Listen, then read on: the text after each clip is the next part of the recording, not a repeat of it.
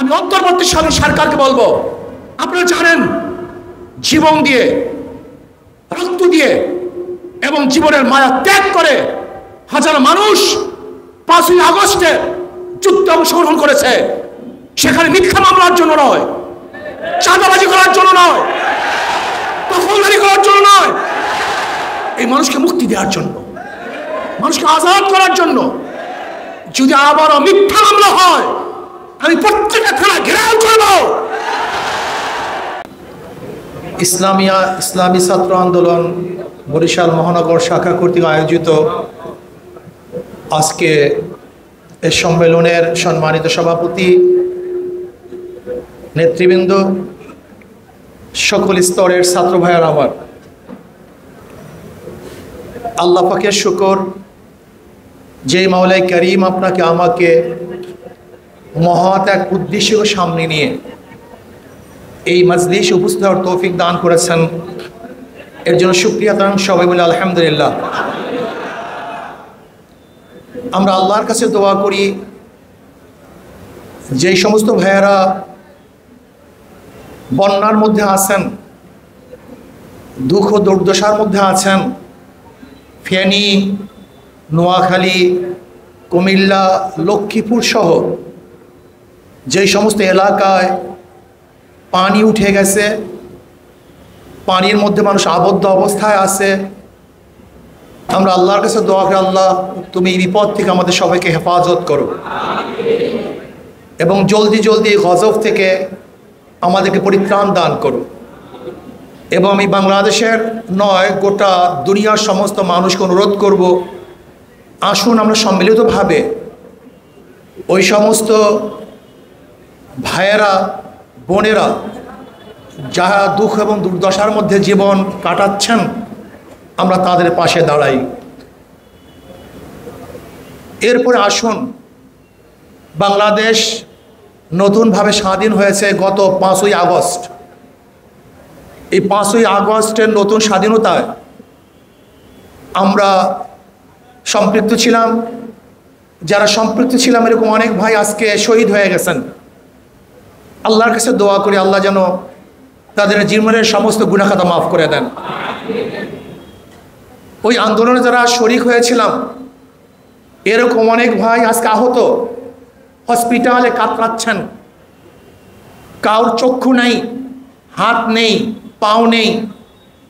যারা যেই অবস্থায় আসেন না কেন, আল্লাহর কাছে দোয়া করি, আল্লাহ যেন জলদি জলদি তাদেরকে সুস্থ করে দেন। বৈষম্য বিরোধী আন্দোলন চলছিল বাংলাদেশে, সেখানে আমরা আমাদের সাধ্য অনুযায়ী, আমাদের শক্তি অনুযায়ী ঝাঁপিয়ে পড়েছিলাম। আল্লাহর কাছে দোয়া করেছিলাম, আল্লাহ যেন এই দুই চোখে এই স্বৈরাচার উৎখাতের দর্শন আমাদেরকে দেখিয়ে দেন। আল্লাহ পাক রব্বুল আলামিন সেই দোয়াও কবুল করেছেন। 5ই আগস্ট দ্বিতীয়বার বাংলাদেশ কেন স্বাধীন হয়েছিল? মানুষ মুক্তি পাওয়ার জন্য, নতুনভাবে আজাদ হওয়ার জন্য, বৈষম্য দূর করার জন্য, সাম্য, মানবিক মর্যাদা, সামাজিক ন্যায় বিচার প্রতিষ্ঠিত করার জন্য, যেখানে সাম্প্রদায়িক কোনো দাঙ্গা থাকবে না। আমাদের দেশ সম্প্রীতির, সম্প্রদায় সম্প্রীতির এক দেশ, যেখানে কে মুসলমান, কে হিন্দু, কে খ্রিস্টান, কে বৌদ্ধ, কে দলিত, কে ব্রাহ্মণ, কে সৈয়দ, কে চৌকিদার, কে ধনী, কে গরিব, কে শিক্ষিত, কে মূর্খ, কে বংশীয়, কে নন বংশীয়, এর কোনো ভেদাভেদ থাকবে না। আমরা বাংলাদেশের নাগরিক, আমরা সবাই সমান, সবার অধিকার সমান, সবাই শিক্ষার অধিকার সমান, বস্ত্রের অধিকার সমান, খাদ্যের অধিকার সমান, চিকিৎসার অধিকার সমান, বস্ত্রের অধিকার সমান থাকবে। এরকম এক বাংলাদেশ দেখার জন্যই আমরা 5ই আগস্ট জীবন দিয়েছিলাম, রক্ত দিয়েছিলাম, আন্দোলন করেছিলাম। কিন্তু আমরা কি দেখলাম, কি দেখেছি? 5ই আগস্টের দ্বিতীয় স্বাধীনতার পরে আবার লুট, তরাস, খুন, হত্যা, দখলদারি, চাঁদাবাজি, এর জন্য তো বাংলাদেশের মানুষ জীবন দেয় নাই। এর জন্য তো বাংলাদেশের মানুষ রক্ত দেয় নাই। এর জন্য তো বাংলাদেশের মানুষ আহত নিহত হয় নাই। আজকে দেখেন, বাংলাদেশ ৭১ স্বাধীনতার পরে এই ৫২ বা ৫৩ বছর যারা ক্ষমতায় ছিল, এই জাতির আশা এবং আকাঙ্ক্ষার প্রতিফলন তারা ঘটাতে পারে নাই। প্রত্যেকটা শাসক তারা দল এবং ব্যক্তিকে প্রতিষ্ঠিত করেছে, এদেশের জনগণকে প্রতিষ্ঠিত করতে ব্যর্থ হয়েছে। আওয়ামী সরকার দীর্ঘ ১৬ বছরে কি করেছে? সমস্ত খাত ধ্বংস করে ফেলেছে। শিক্ষা খাতের অবস্থা কি দেখছি? ভণ্ডুল হয়ে গেছে। যে সিলেবাস করা হয়েছে সেখানে মানুষরূপী মানুষগুলি ওই শিক্ষা প্রতিষ্ঠান থেকে জানোয়ার হয়ে বের হতে বাধ্য করেছে। মানুষরূপী মানুষগুলি সেখানে একটা অত্যাচারী এবং জালেম হিসাবে করতে এই বর্তমান সিলেবাস প্রশিক্ষণ দিয়েছে। শিক্ষা ব্যবস্থাকে ভণ্ডুল করে ফেলেছে, ধ্বংস করে ফেলেছে। পরীক্ষা ব্যবস্থাকে অটো পাসের ব্যবস্থা করেছে, যা গোটা দুনিয়ার কেউ দেখে নেই। আসলে শিক্ষাঙ্গন ছেড়ে বাচ্চারা গাঁজা এবং মদের আসরে বসে গেছে। সারাদিন অনলাইনের পড়ার নামে আজকে সন্তানেরা সারাদিন ফেসবুক, ইউটিউব এবং নেটের মধ্যেই তারা নিমজ্জিত থাকে। বইয়ের কাছেও তারা যেতে পারছে না। এই হলো বর্তমান অবস্থা। শিক্ষার অবস্থা খারাপ, প্রশাসনের অবস্থা তো দেখছেন, অর্থনীতির অবস্থা দেখেছেন। আজকে যে সন্তান জন্মগ্রহণ করবে তার মাথার মধ্যেও ১.৫ লক্ষ টাকার ঋণ, ১.৫ লক্ষ টাকার ঋণ নিয়ে আজকে একটা সন্তান জন্মগ্রহণ করবে। প্রিয় ভাইয়ারা আমার, ব্যাংকগুলিকে ডাকাতি করে সব শূন্য করে ফেলেছে। এরপরে আসুন অর্থনীতির অবস্থাতে বললাম, চিকিৎসার অবস্থাটা কি? বরিশাল মেডিকেলের অবস্থা দেখেন, যেখানে হাজার হাজার কোটি কোটি টাকা শিক্ষা খাতে বরাদ্দ, সেখানে বাংলাদেশের মানুষ চিকিৎসাবিহীন ধুকে ধুকে মরতেছে। আজকে বাংলাদেশের মানুষ সুচিকিৎসার জন্য বিদেশে পাড়ি দিচ্ছে, অথচ বাংলাদেশে আজ পর্যন্ত এই 53 বছরে যারা ক্ষমতায় ছিলাম সুচিকিৎসার ব্যবস্থা বাংলাদেশে করতে পারেনি। অথচ মালয়েশিয়ায় মাহাতির মোহাম্মদ যখন অসুস্থ হয়ে যান, পরামর্শ দেওয়া হলো আপনি বিদেশে গিয়ে চিকিৎসা করেন। তিনি বলেছেন, না, আমি আমার দেশে হসপিটাল করে তারপরে চিকিৎসা নেব, আমি বিদেশে চিকিৎসা নেব না। অথচ আমাদের দেশের যারা ক্ষমতায় ছিল তারা তো বিদেশে চিকিৎসা নেয়, আর আমাদের দেশের গরিব এবং যারা বিদেশে যেতে পারে না তারা ধুকে ধুকে মরার ব্যবস্থা করেছে। এরপর আসুন বিচার বিভাগের অবস্থা কি দেখেছি। বিচার বিভাগ এক স্বাধীন বিভাগ ছিল, কিন্তু সেই বিচার বিভাগ স্বাধীনতা ছিল না, পরাধীন ছিল, সরকারের কাছে পরাধীন। সরকারি ইশারায় বিচারকরা কলম ঘুরাতো। এর নাম কি স্বাধীন বিচার ব্যবস্থা? যেখানে খুনিরা বুক ফুলিয়ে রাস্তায় হাঁটত, আর যারা নির্দোষ নিরপরাধ তারা ধুকে ধুকে জেলখানায় মরত এবং ফাঁসিতে ঝুলত। আমরা বিগত সরকারকে দেখেছি আয়না ঘর তৈরি করেছে, যেখানে সূর্যের আলো পুষত না, এমনকি পরিবার পরিজন জানতে পারত না আমার ভাই, আমার স্বামী, আমার সন্তান জীবিত না মৃত। এতটুকু খবর নেওয়ার সুযোগও ছিল না। এর চেয়ে বড় জালেম এবং জুলুম আর কিছুই হতে পারে না। এরপর আসুন আজকে আন্তর্জাতিক বিভাগের অবস্থাটা কি। সেখানে গোলামি আর গোলামি, নত জানু ভারতের কাছে সবসময় মাথা নত করে চলতো।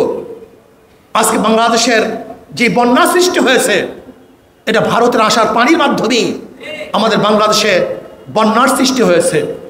ফারাক্কাবাদের সমাধান আজ পর্যন্ত করতে পারি নাই। তিস্তার সমাধান আজ পর্যন্ত করতে পারি নাই।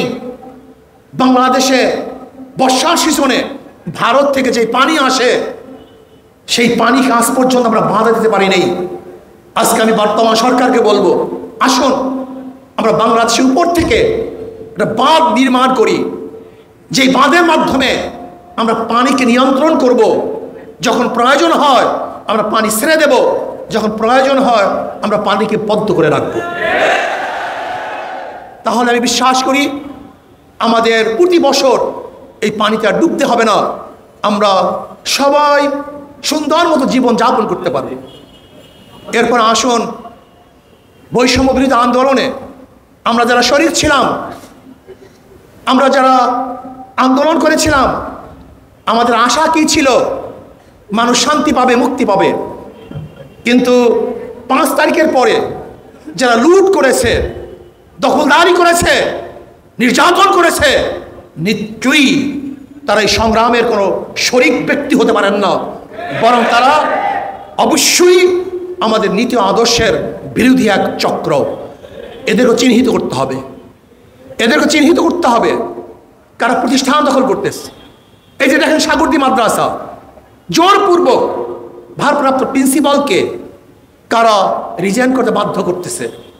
বিভিন্ন প্রতিষ্ঠান থেকে জোরপূর্বক প্রিন্সিপাল বা শিক্ষকদেরকে কারা রিজন দিতে বাধ্য করেছে। কারণটা কি? কেন পদত্যাগ করতে হবে?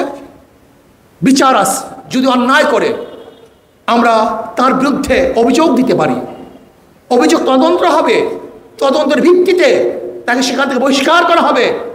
কিন্তু এরা কোন সংস্কৃতি চালু হলো? ছাত্ররা গিয়ে জোরপূর্বক তাদেরকে পদত্যাগ করতে বাধ্য করবে। এর জন্য কিন্তু আমরা আন্দোলন করি নাই। আমি অন্তর্বর্তী সরকারকে বলবো যে শিক্ষা ডিপার্টমেন্টে আসেন, যেখানে যেখানে জোরপূর্বক ওস্তাদদেরকে, প্রিন্সিপালদেরকে পদত্যাগ করতে বাধ্য করেছে, আপনার তদন্তের ভিত্তিতে যদি তারা দোষী না হয় তাদেরকে দ্বিতীয়বার সেখানে কাজ করার সুযোগ করে দেন। এইটা আমরা চাই, আমরা বৈষম্য চাই না। আমরা আওয়ামী লীগের বিরুদ্ধে মিথ্যা মামলার অভিযোগ তুলি, আওয়ামী লীগ মিথ্যা মামলা দায়ের করেছে, কিন্তু আজকেও বরিশাল, এই বরিশাল থানায় গিয়ে দেখেন আমাদের আব্দুল হালিম মাস্টার, আমাদের চরমনি ইউনিয়নের সহসভাপতি, তার বিরুদ্ধে আবার নতুনভাবে মিথ্যা মামলা হয়েছে। আমাদের আব্দুল রশিদ ভাই, আমাদের দায়িত্বশীল, তার বিরুদ্ধেও আবার মিথ্যা মামলা হয়েছে। আমি অন্তর্বর্তীকালীন সরকারকে বলবো, আপনারা জানেন জীবন দিয়ে, রক্ত দিয়ে এবং জীবনের মায়া ত্যাগ করে হাজার মানুষ 5ই আগস্টে যুদ্ধে অংশগ্রহণ করেছে। সেখানে মিথ্যা মামলার জন্য নয়, চাঁদাবাজি করার জন্য নয়, দখলদারি করার জন্য নয়, এই মানুষকে মুক্তি দেওয়ার জন্য, মানুষকে আজাদ করার জন্য। যদি আবারও মিথ্যা মামলা হয়, আমি প্রত্যেকটা থানা ঘেরাও করব এবং মিথ্যা মামলা তুলে নিতে বাধ্য করবে ইনশাআল্লাহ। মেরে ভাইয়েরা আমার, আমাদের বর্তমান অন্তর্বর্তীকালীন সরকার তিনি বলেছেন যে আমি ছাত্র কর্তৃক নিয়োজিত। আমি তাকে বলবো, এখানে যদি একটু কথা বলতেন তাহলে বৈষম্য বিরোধী আন্দোলনের মূল লক্ষ্য এবং উদ্দেশ্য প্রতিফলিত হতো। সেটা হলো আন্দোলনকারী লোকেরা আমাকে বসিয়েছে, আন্দোলনকারী লোকেরা বসিয়েছে। মনে রাখতে হবে এই আন্দোলন 5ই আগস্টের আন্দোলন, বিপ্লব এবং সংগ্রাম এবং স্বাধীনতা কোনো এক ব্যক্তির, কোনো এক দলের এবং কোনো এক গোষ্ঠীর নয়। মনে রাখতে হবে এটা বাংলাদেশকে যারা মুক্ত করতে চায়, জাতিকে যারা স্বাধীনতা ঘোষণা করতে চায়, যারা মানুষের অধিকারকে ফিরিয়ে দিতে চায়, এই আন্দোলন সবার আন্দোলন, এই আন্দোলন সবার আন্দোলন। এর জন্য আমি বর্তমান অন্তর্বর্তীকালীন সরকারকে বলবো, সংস্কার করুন। যেখানে যেখানে সংস্কারের প্রয়োজন আপনি সুন্দর মতো সংস্কার করুন। রাতারাতি যারা ক্ষমতায় যেতে চান, আমিও তাদেরকে বলবো আগে দখল মুক্ত করেন, দখলদারি করার অভ্যাস ত্যাগ করুন, তারপরে দ্বিতীয়বার ক্ষমতা যাওয়ার স্বপ্ন দেখুন। 16 বছর কোথায় ছিলেন? আজকেই টাউন হলে সমস্ত জায়গাগুলি ব্যানার দিয়ে আটকিয়ে ফেলেছেন, ব্যানার দিয়ে আটকিয়ে ফেলেছেন। এর কারণটা কোথায়? এই দখলদারি মুক্ত করার জন্য আন্দোলন করেছে। একা দখল করবেন না? 16 বছর কোথায় ছিলেন? কি করেছেন? কোথায় ছিল আপনাদের ফেস্টুনি? কোথায় ছিল আপনাদের ব্যানার? আপনাদের কি পাওয়ার আছে আমরা জানি, আপনাদের কি শক্তি আছে আমরা সবাই জানি। খবরদার, স্পষ্ট কথা বলতে চাই, স্বৈরাচারী শেখ হাসিনার বিরুদ্ধে আন্দোলন করেছি, সংগ্রাম করেছি, রাস্তায় নেমেছি, বুক পেতে দিয়েছি, মানুষ শহীদ হয়েছে, মানুষ বিকলাঙ্গ হয়েছে, মানুষ আহত হয়েছে, নিহত হয়েছে, কিন্তু পিছপা হয় নাই। আমরা যোদ্ধার জাতি,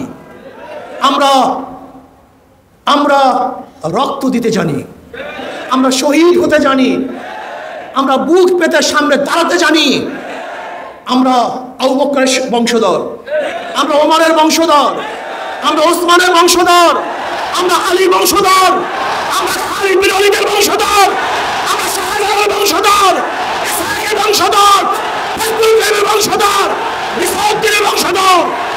যদি বাংলাদেশ ইসলামের খেলাফ কেউ কথা বলতে চায়, কেউ চক্ষু উন্মোচন করে ইসলামের বিরুদ্ধে, কেউ আঙ্গুল তুলে, ওই আঙ্গুল ভেঙে দেবে ইনশাআল্লাহ, ওই চক্ষু পেছাবে ইনশাআল্লাহ। কেউ ভাববেন না যে শেখ হাসিনা গেছে, বামপন্থী বিপ্লব হবে, এই সমস্ত স্বপ্ন দেখার কোনো সুযোগ নেই। এই স্বপ্ন দেখেন না। বাংলাদেশের মানুষ সচেতন, ইসলামী ছাত্র আন্দোলনে বিশ্বাস করে। নীতি ও আদর্শের বাহিরে 1000 বার যদি দল পরিবর্তন হয়, 1000 বার যদি নেতা পরিবর্তন হয়, না, এদের শান্তি হবে না, এদেশে মানুষ মুক্তি পাবে না। এর জন্য আমাদের শায়খ মোহাম্মদ বরাল আমার কাছে বলেছেন, শুধু নেতা নয়, নীতির পরিবর্তন চাই। রুহানিয়াত ও জিহাদের সমানত প্রয়াস, যেখানে আদর্শ থাকবে না, নীতি থাকবে না, এদের মাধ্যমে দেশ পরিবর্তন হতে পারে না। জামাতকে বলবো, আপনাদের জন্য চরম সুযোগ চলে আসছে, অত্যন্ত সুযোগ। হক্কানি ওলামায়ে কেরামের সাথে আপনাদের সাথে যে বিরূপ আছে, যে মতনৈক্য আছে, যেহেতু কালকে নির্বাচন নয়, নির্বাচন একটু সময় লাগবে, সংস্কার করার পরে নির্বাচন হবে। কাজে আমি জামাতকে বলবো, হক্কানি ওলামায়ে কেরামের সাথে আপনাদের যে মতনৈক্য আছে, জলদি জলদি সেই মতনৈক্যগুলি দূর করে ফেলেন, আপসের মধ্যে এক হয়ে যাই। মাঝখানে মাদার গাছ লেগে, মাঝখানে মাদার গাছ রেখে যতই বুক মিলাবার চেষ্টা করি না কেন, বুক মিলবে না, বরং মিলাতে গেলে আমাদের উভয়ের কষ্ট হবে। কিন্তু জামাতের জন্য চরম সুযোগ। ওলামায়ে কেরামের সাথে, হক্কানি ওলামায়ে কেরামের সাথে যে মতানৈক্যগুলি আছে, আমরা বসে সমাধান করে ফেলি। যদি আমাদের উপরে কোনো মতানৈক্য থাকে, প্রশ্ন থাকে, আমাদেরকে বলুন, আমরা ইনশাআল্লাহ সেই মতানৈক্য দূর করে সবাই ঐক্যবদ্ধভাবে এই বাংলাদেশে ইসলাম হুকুমত কায়েম করি, মানুষের অধিকার ফিরিয়ে দিই। এই বাংলাদেশ সবাই বাংলাদেশ। এই বাংলাদেশ মুসলমান, হিন্দু, খ্রিস্টান, বৌদ্ধ, ইহুদি, যারা এই বাংলাদেশের নাগরিক, তাদের জন্য সমান অধিকার বাস্তবায়ন করতে চাই। এখানে থাকবে মিডিয়া কর্মীদের সমান অধিকার, এখানে থাকবে রিক্সাওয়ালাদের সমান অধিকার, এখানে থাকবে জেলে তাঁতি, মজদুর, কুলি, ঋষি, কামার, যে যেখানে যেইভাবে জীবিকা নির্বাহ করে, তাদের সমান অধিকার আমরা বাস্তবায়ন করতে চাই। এর জন্য আসুন, বাংলাদেশকে বিনির্মাণ করার জন্য নীতির ও আদর্শের পরিবর্তন ব্যতীত কোনোদিন বাংলাদেশ বিনির্মিত হবে না, হতে পারে না। কাজে আমরা সম্মিলিতভাবে আদর্শ এবং নীতি চরিত্রকে পরিবর্তন করে বাংলাদেশকে গড়ার চেষ্টা করি, বাংলাদেশকে নির্মাণ করার চেষ্টা করি। সতর্ক থাকুন, সতর্ক থাকুন। প্রতি বিপ্লব ঘটাবার জন্য হাজারো চেষ্টা চলবে, চলতেছে, চলবে। সতর্ক থাকুন। যখনই আবার ডাক দেওয়া হবে, তখনই যা যা কিছু আছে তা নিয়ে আবারও ঝাঁপিয়ে পড়তে হবে। আর অন্তর্বর্তীকালীন সরকার যদি বৈষম্যতা করে, একতরফা কাজ করে, একদিকে ঝুঁকে যায়, অন্য কাউকে বিয়োগ করার মেজাজ বা মেধা তাদের মধ্যে প্রস্ফুটিত হয়, তাহলে কিন্তু এটা বাংলাদেশের জন্য অশনি সংকেত। এটা ভালো হবে না। আপনাকে মনে রাখতে হবে কারা এই আন্দোলন করেছে, কারা এই সংগ্রাম করেছে, সবাইকে নিয়ে কাজ করতে হবে। কোনো একদিক ঝুঁকবেন না।